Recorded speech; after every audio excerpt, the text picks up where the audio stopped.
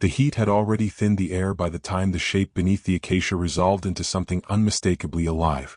At first it appeared as a dark fold of shadow, pressed flat against the dust, but then there was movement, small, restrained, as if measured carefully to conserve what little strength remained. The lion lay on his side, ribs rising unevenly, each breath drawn with effort and released more slowly than it should have been.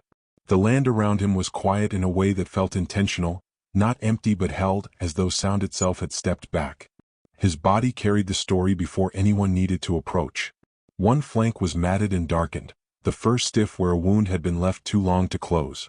The smell came and went with the breeze, faint but unmistakable, the sharp sour edge of infection carried on warm air. Flies gathered and lifted again in restless cycles, never settling for long. The lion's tail lay slack behind him, dust clinging to the coarse hair, unmoving except for a brief tightening when something passed overhead. There was no sign of the pride. No distant calls, no shapes resting in the grass beyond the trees. For a social animal built around presence and proximity, the absence felt heavier than the injury itself. Lions are rarely alone by accident. When they are, it is usually because staying has become harder than leaving. The ground around him showed faint tracks, older, softened by time, but nothing recent enough to suggest company. Still, he was not still in the way dying animals often are. His ears moved, slow and deliberate, pivoting toward distant sounds that never fully arrived. A low vibration passed through his chest once, not a roar or even a call, but a sound held inside the throat, more reflex than message. His eyes opened briefly, revealing a dull amber clouded with fatigue, then closed again as if the effort cost too much. The men who found him did not rush. They stopped at a distance and waited, letting their presence settle into the space rather than tear through it. Years in the field had taught them that urgency often reads as threat, and threat can drain what little energy remains in a body already failing. One of them knelt, palm resting lightly against the dry soil, feeling the heat stored there, watching the rhythm of the lion's breathing. "It's okay," someone said quietly, the words not meant to travel far. The lion's ear twitched at the sound. Not toward it, not away, just enough to register that the world had changed slightly. His breathing hitched, then found a new rhythm, uneven but persistent. A paw shifted, claws dragging faint lines into the dust before going still again. Endurance showed itself in these small adjustments, the body negotiating with pain rather than yielding to it. The acacia above him offered little shade, its thin leaves casting narrow lines that moved slowly across his flank as the sun climbed. Each minute altered the pattern, light touching the wound and sliding away again. Insects buzzed, grass whispered when the wind found it, and somewhere far off, a bird called once and then fell silent. What the land held now was not drama but balance. A living thing had been reduced to its simplest work, breathing, listening, remaining. The lion did not lift his head. He did not attempt to rise. But when a gust of wind carried new scents across the ground, his nostrils flared faintly, and his chest expanded a little deeper than before. By late afternoon, the light softened, stretching the shadows long and thin. The acacia's outline sharpened against the sky, and the flies thinned as the air cooled. The lion lay as he had all day, marked, exhausted, alive. In the distance, the grass bent and straightened with the wind, and somewhere beyond the horizon, the land continued its slow, indifferent turning, waiting without judgment for what would come next. As the light shifted and the day wore on, the shape of the injury revealed itself with more clarity. The damage sat high on his shoulder, where muscle and weight meet, swollen and dark beneath torn fur. Each breath caused a subtle tightening through that side of his body, a controlled restraint rather than a flinch. Injuries there are unforgiving.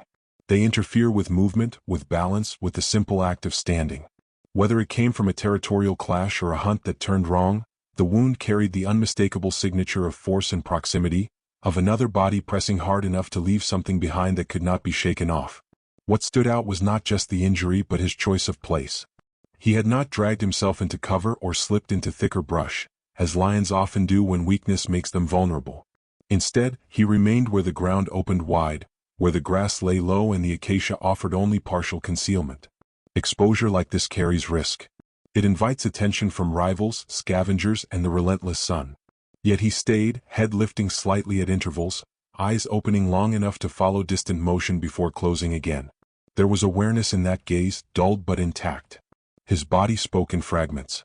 A shoulder shifted carefully when weight became too much on one side. The skin along his flank rippled once, responding to a fly that lingered too long. His tail moved only when the wind startled it into life. These were not the movements of surrender. They were the slow negotiations of an animal measuring pain against necessity, choosing stillness not because it was easy, but because it was survivable.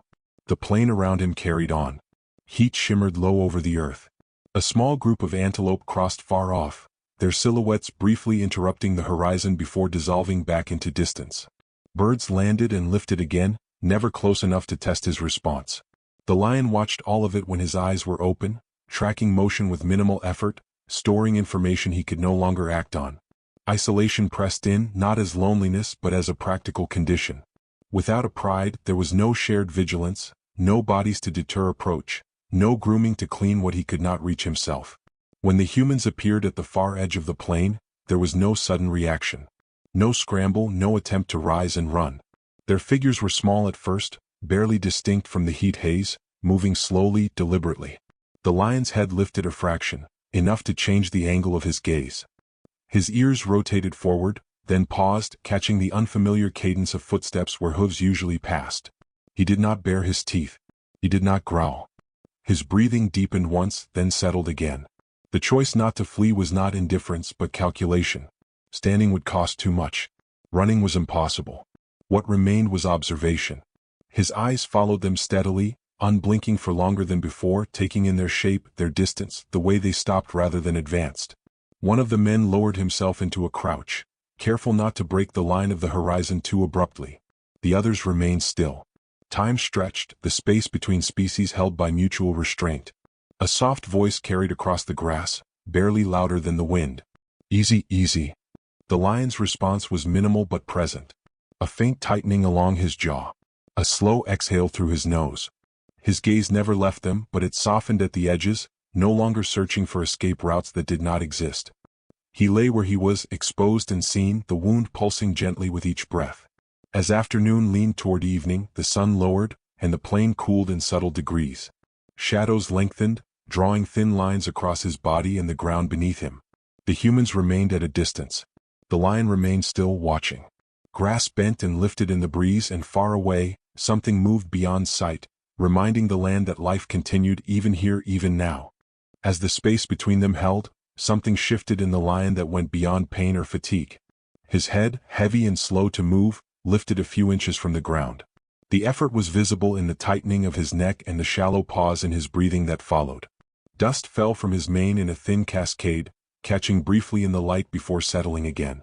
His eyes opened fully now, no longer drifting in and out, fixed on the figures that had stopped at the edge of his reach. The sound came from deep in his chest. It was low, uneven, and brief, released on an exhale that seemed to empty more than air from his body. It was not a roar, not a warning, and not the full-bodied call meant to carry across distance. It was smaller than that, restrained by weakness and circumstance, closer to a vibration than a voice. The muscles along his throat tightened as it passed, and when it ended, his head dipped slightly, as though the act itself had cost him something he could not spare twice. The men did not move. Whatever instinct urged them forward was held in check. Experience had taught them that approach, even when meant as help, can fracture trust before it has a chance to form. One of them raised a hand slowly, not as a signal to advance, but to stop any movement that might ripple through the group. Boots remained planted. Bodies stayed upright and still, their outlines unchanged against the plain. "It's all right," one of them said, quietly enough that the words barely disturbed the air. The lion's ears angled forward again, catching the sound, holding it. His breathing remained uneven, but it slowed by a fraction, each rise of his chest less abrupt than before. He did not lower his head fully this time. He kept it raised, the weight supported by muscle that trembled faintly with the effort. His gaze did not wander.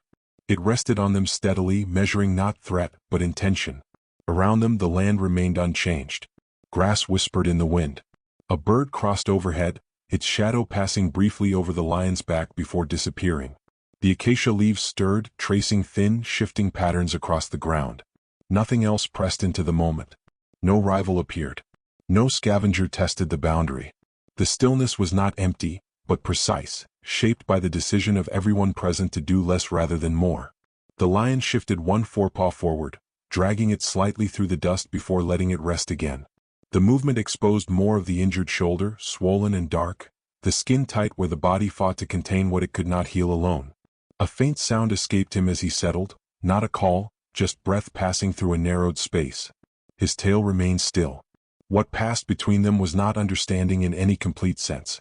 There was no shared language, no agreement formed or gesture exchanged that could be named. There was only restraint. The lion did not rise, though instinct would have driven him to put distance between himself and anything unfamiliar. The humans did not close the gap, though every trained impulse urged assessment, action, intervention. Each side held their position, allowing the other to exist without pressure. Minutes stretched. The sun lowered further, softening the light and cooling the ground.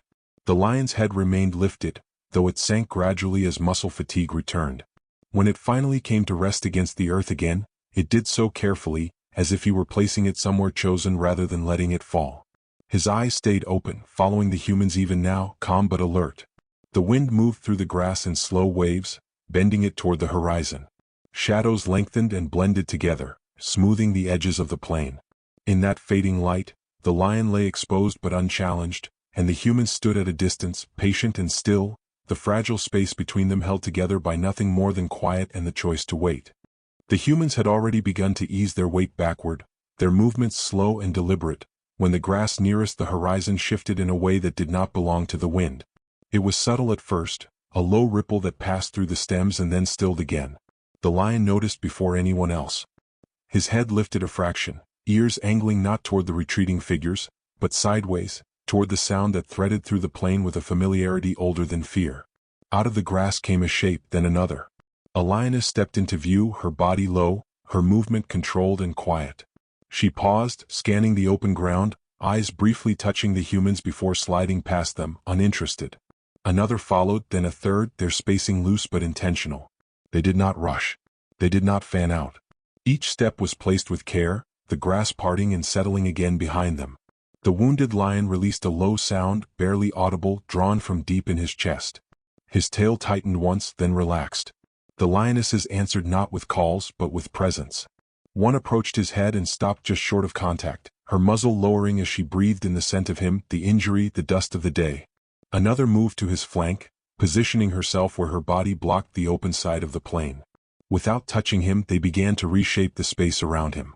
Younger lions appeared next, their movements less practiced, their curiosity pulling them a step too close before instinct checked them.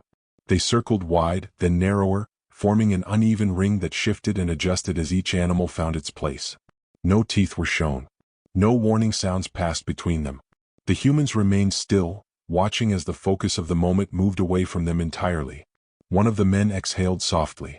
"They came back," he said, more to the air than anyone else. The lion's head lowered again, this time without the strain it had shown before. His breathing did not smooth out completely, but it steadied, the pauses between each rise of his chest less pronounced. A lioness reached forward and began to lick the fur near his wound, careful, methodical, avoiding the rawest part. The gesture was not comfort in a human sense. It was maintenance, recognition, the work of tending that belongs to a group. Another lioness lay down with her back to him, her body angled outward, eyes on the distance the humans occupied. She did not stare. She simply held the line. The younger lions settled into the grass, their bodies folding into rest with the loose assurance of those who trust the circle to hold. The space that had felt exposed moments before began to close, not tightly but enough. The humans did not linger. They shifted one step, then another, increasing the distance without turning their backs. None of the lions followed them with their eyes for long. Attention had turned inward now, toward the body on the ground and the shared awareness of what it meant. The wounded lion remained still, but his ears moved, tracking the small sounds of his pride as they repositioned around him. As the light faded, the plain took on a softer tone. Shadows pooled beneath bodies and stretched outward, blending together until individual outlines grew less distinct. The acacia's narrow leaves caught the last of the sun, trembling faintly as evening air replaced heat. Somewhere beyond the circle, insects began their low, steady chorus. The lion lay surrounded, no longer alone against the open ground. Breath by breath, the pride held its shape, and as the sun slipped below the edge of the land, the grass bent gently around them, enclosing the moment in quiet. Time altered the rhythm of the plain in small, almost unnoticeable ways. Heat still came and went with the sun, and the wind still traced its familiar paths through the grass, but the shape beneath the acacia was no longer fixed. When the lion was seen again days later, he was upright, his weight distributed carefully across 4 legs that had not borne it in some time. He stood without urgency, head lowered, as if reacquainting himself with the ground beneath him. The wound along his shoulder had changed. The swelling had eased, the darkened edges tightening as new tissue formed beneath drying fur. It was still visible, still tender, but no longer raw. Each step he took was measured, the injured side protected by instinctive adjustments in balance and pace. His movement lacked the fluid confidence of full strength, but it held something equally important: control. The pride remained close. Lionesses flanked him at a distance that allowed space without absence, their presence constant but unspoken. One moved ahead, parting the grass, another lingered just behind, matching his pace. Younger lions watched from farther out, learning through observation rather than instruction. There was no celebration in their behavior, no sudden release of energy. Recovery, like injury, unfolded quietly. The lion paused once, lifting his head to scent the air. His ears rotated, testing the layers of sound carried on the breeze. Somewhere far off, hooves struck the earth and birds called from low branches. He took another step, then another, the muscles along his back tightening and releasing in careful sequence. The act of walking was no longer an effort against collapse, but it was still an act of intention. From a distant rise, the humans watched. They did not approach, did not signal, did not attempt to mark the moment. Distance had become part of the respect they offered, a final acknowledgement that whatever role they had played had already ended. Binoculars followed the lion's movement, tracing the slight hitch in his stride, the way his tail balanced him when the ground dipped unevenly.